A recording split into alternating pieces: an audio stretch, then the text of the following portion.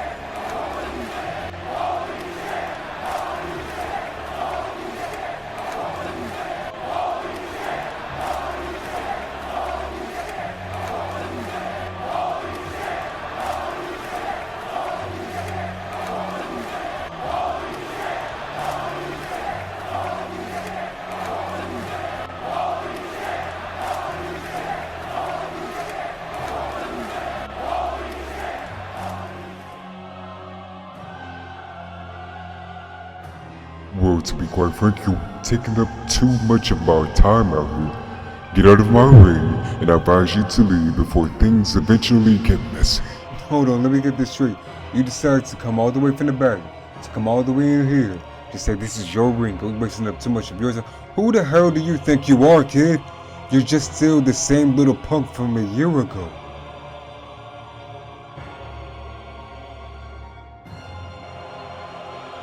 King or Azrael, whatever the hell you want to call yourself now. You think you may have, I don't know, surpassed everything that I've done for you, every teaching that I've imparted onto you. But let me remind you, when you look into these eyes, you don't see just Finn Balor. You don't see Prince Devitt. No, you see the demon. You see the reflection of a man that guided you and molded you into the competitor that you clearly claim yourself to be today. It wasn't Kenny, it wasn't AJ, it damn sure wasn't Cody, it's not Drew McIntyre, it was me. But since you once were the scared little protege seeking nothing but my guidance, craving nothing but my approval, and now you stand before me as this little punk ass little bitch of a fairy tale and thinking that you eclipse the mighty Finn Balor. I'm here to show you that no matter how much you think you've gotten or how much power you think you dwell in the darkness with, you will always be that scared little bitch who still needs my help. Look at you, you're screaming for it. You came out here trying to take up your time, or you'll eat up every single moment of my time. You will regret it.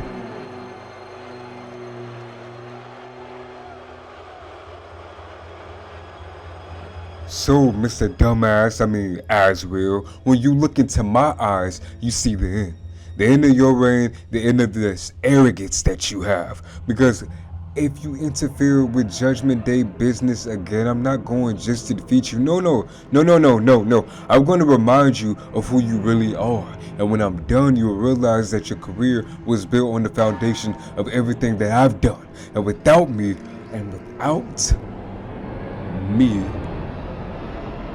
Denzel wouldn't be shit, you wouldn't be shit, and you wouldn't have made it this far. Cause Denzel sure as hell wouldn't have gave you everything like I gave you. Mr. Balor, no. Prince Balor, you are starting to think you have some relevance, some type of a superiority over me. You talk quite well about reflections. We talk about what we see when they look into each other's eyes. Let me make one thing clear to you. When you look into my eyes, you see your reflection, but a reflection of something that is better, stronger, and more powerful than you can ever hope to reach or be.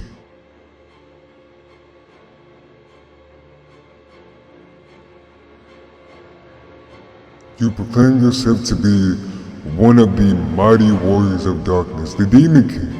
But you never truly embraced the darkness like I developed it into something greater. You never felt the true power of the shadows, the darkness that I command. You may think you are something dwelling in the darkness, but I am the true shadow, the one that lurks in the deepest, darkest corners of yet your feeble, tragic little mind. So Finn, when you step into the ring with me, know this, you're not just facing your former protege. You're facing a real shadow, the true embodiment of darkness. And when I'm done with you, you'll realize that the Demon King was nothing more but a mere shadow compared to the darkness that is Azrael.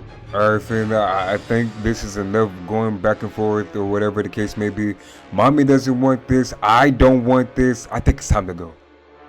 You think we actually, in this very moment, give a damn about what she wants? What I want, what Finn wants, and what we all want is his fucking head. And honestly, I say, fuck the plan. Oh, the plan? No, I have no interest in whatever Drew has going on, to be quite frank with you. It doesn't concern me. That is his doing, and my doing is my own.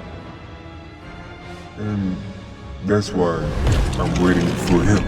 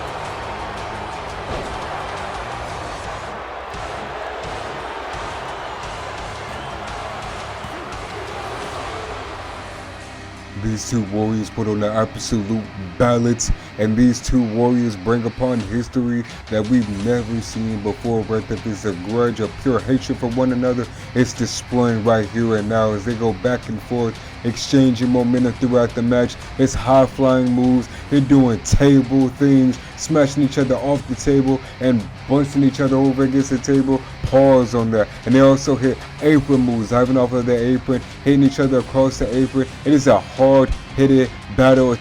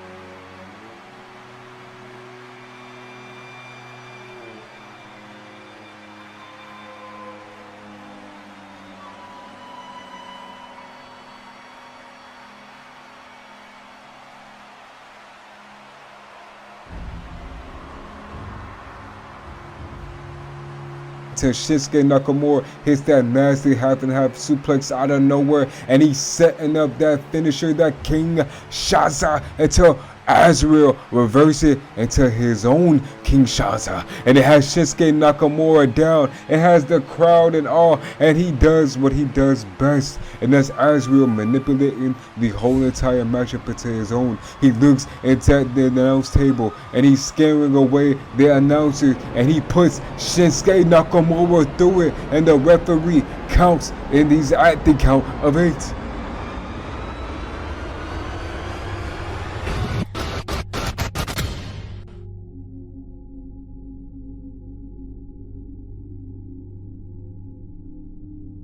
I don't think we're quite done here. Come on, keep dancing.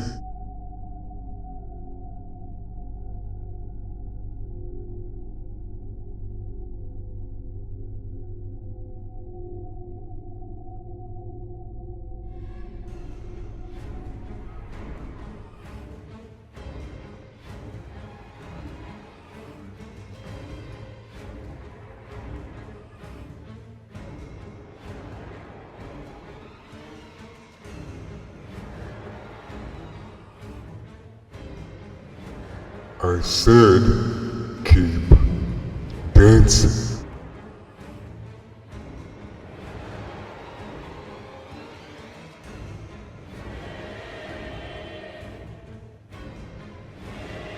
If you decide to end the match quickly without my permission, it'll be the last thing you do.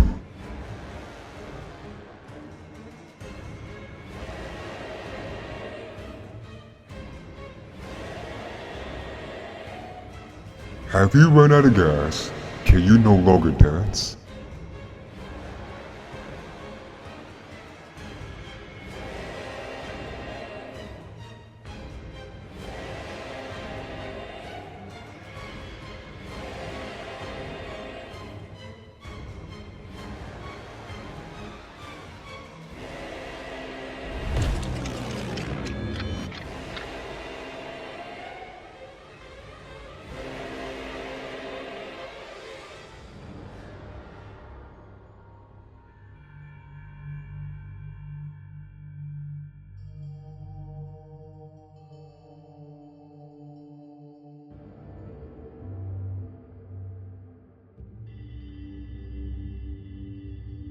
Forget all this bullshit, fuck that Rhea, I'm cashing in tonight.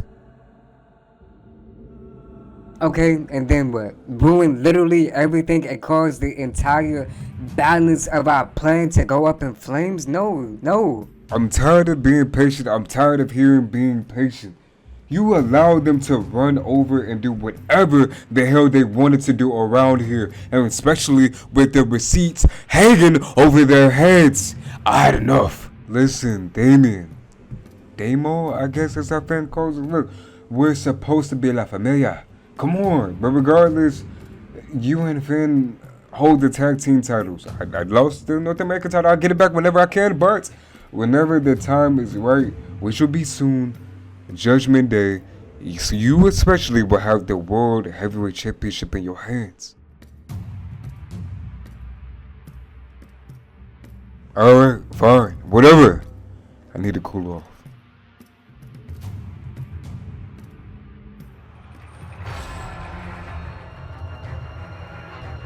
I don't need Seth using any excuses when we finally achieve the key to our kingdom. This is your mission. This is your prophecy. This is your destiny. I will not interfere because I have my own journey. But remember, what is at stake and what is at hand. And what will happen if you fail.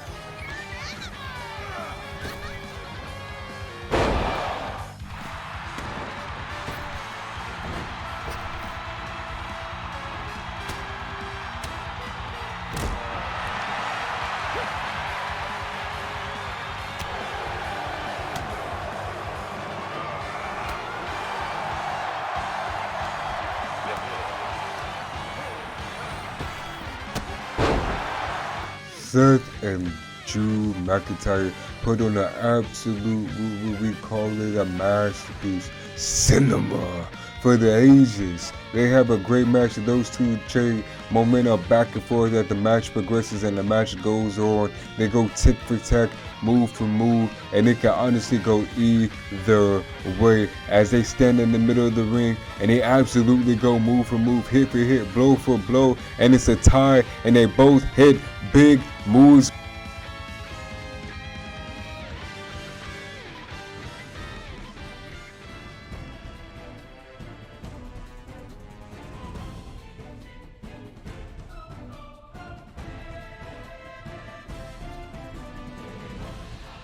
which leads the momentum shifting over to Seth freaking Rollins' side, which he hits a nasty pedigree, leading to a close near fall, and Drew McIntyre kicks out. So Seth Rollins uses all the momentum he has. The crowd is into it. He climbs all the way to the turnbuckle, all the way to the top, and goes for a frog splash. But Drew McIntyre either gets his knees up or he moves out the way, and he targets the broken back that he repeatedly told Seth Rollins to take care of throughout his whole entire reign, and he shows the absolute terror, what absolute power and dominance can do in this type of matchup against a battered, bruised warrior like Seth Rollins.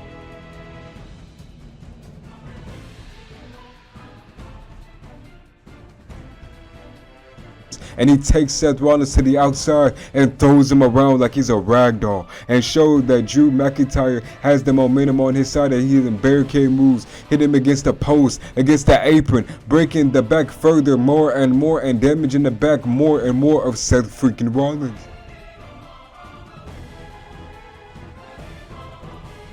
Seth, luckily or so happily veteranly, uses his world championship instinct and reverses a move from Drew McIntyre, and he runs towards the ring, gets in the ring just to dive out of the ring onto Drew McIntyre. Then he does another and yet another.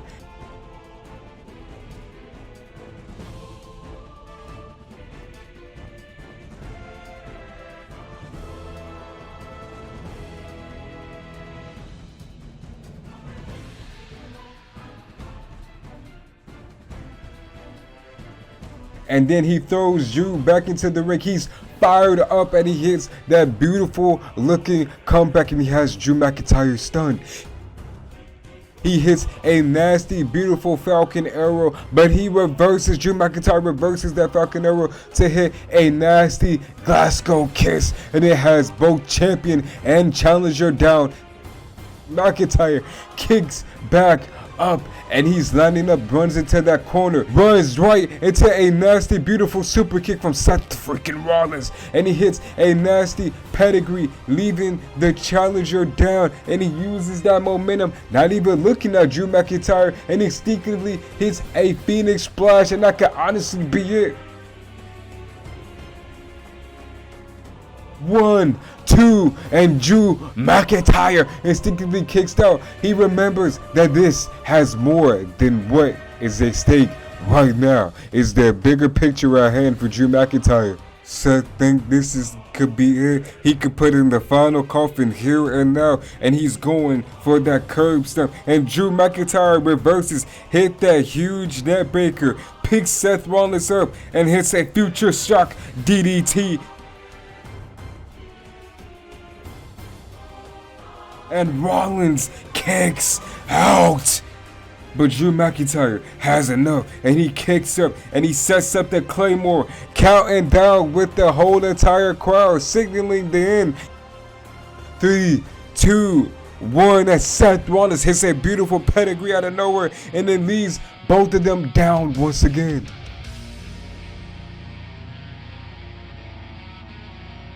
This isn't your time to decide. I say when it's time. Now leave.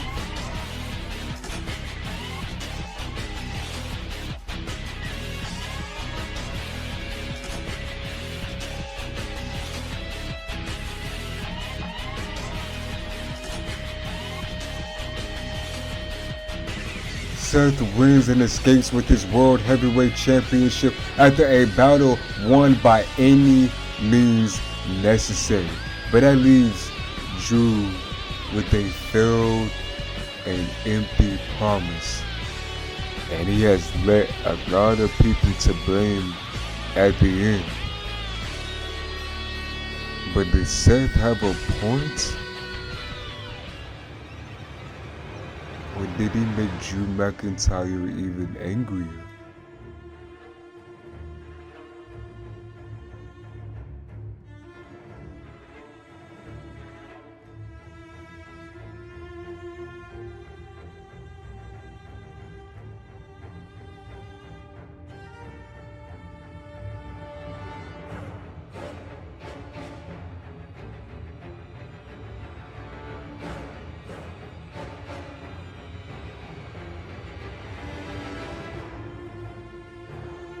Oh, Cody, I told you that.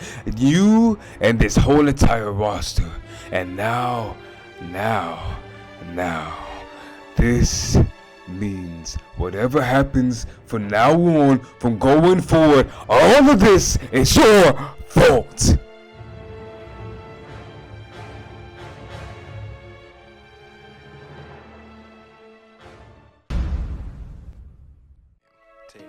Try 'em.